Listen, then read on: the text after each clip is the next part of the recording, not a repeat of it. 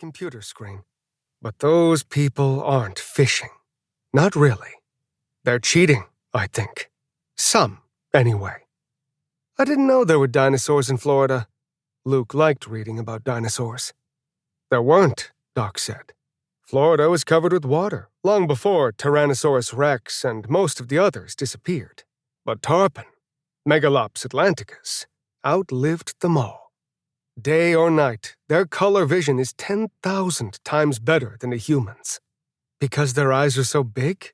That, and because they are so ancient, the biologist replied. They've had to change to survive, not just their eyes, their lungs, their scales, their behavior. Some people call tarpons silver kings, and they are kings in a way. King predators. Megalops fossils have been found that date back more than 100 million years. Wow, that was impressive. Luke filed the strange name away in his head. Megalops. It had a scary sound, even though tarpon were just fish. Yeah, sort of like those giant meat-eaters in Jurassic Park. Doc switched off the computer. He began making notes in a notebook. Question is, how are those people cheating? Come on, we'll take my boat. Now? I've still got 4 more tanks to clean. Luke didn't want to mess up his plans to go camping. You can finish later. The TV cameras won't show how they're cheating, or if they're intentionally feeding tarpon to sharks. We need to see it for ourselves. He patted his pockets in an absent-minded way to be sure he wasn't forgetting something. Where are the sisters today? We should take them along.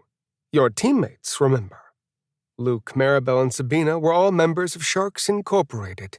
It was a shark-tagging club. They, with Doc's help, had started as part of a research program designed for school kids. During the last year, the trio had tagged close to 200 small sharks. They had also solved 3 mysteries and won a big chunk of reward money. Maribel went to feed the animals, Luke told Doc. Sabina is writing a new poem. She calls her stuff poems, even though a lot of them don't rhyme. She might be at Captain Pony's place too by now. He was referring to Captain Poinciana Wolfert, an old fishing guide.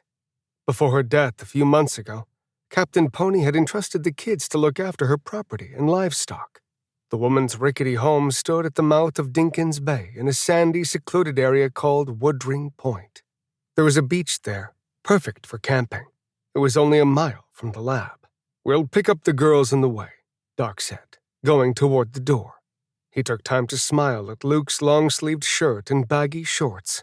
Black socks protruded from the boy's white rubber boots. You dressed like an old mullet fisherman, the biologist remarked. That's smart. Keep the sun off and the mud out. Don't forget your inflatable PFD. Mine's on the boat. A PFD was a personal flotation device, and mullet were a bug-eyed fish common in the area. Netters almost always wore long sleeves and white mullet boots. Luke slipped into his life vest and went down the steps. He had never caught a tarpon, but he had seen videos. Tarpon were sleek fish, with scales like polished chrome. They grew to be 8 feet long, and sometimes weighed 200 or 300 pounds. The west coast of Florida was famous for tarpon fishing.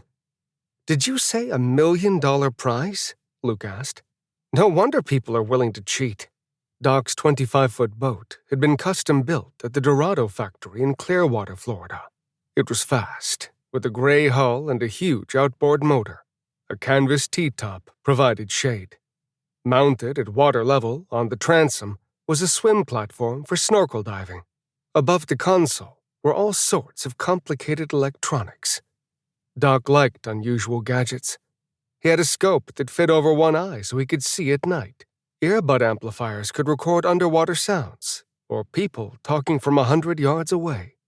Anchored outside the lab was a cool little seaplane that could land just about anywhere.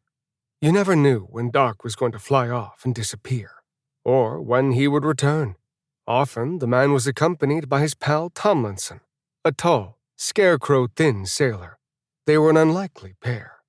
Doc was clear-headed, unemotional, and quiet. Tomlinson, with his scraggly hair and goatee, was none of the above. Most people didn't think of the biologist as mysterious. Luke did.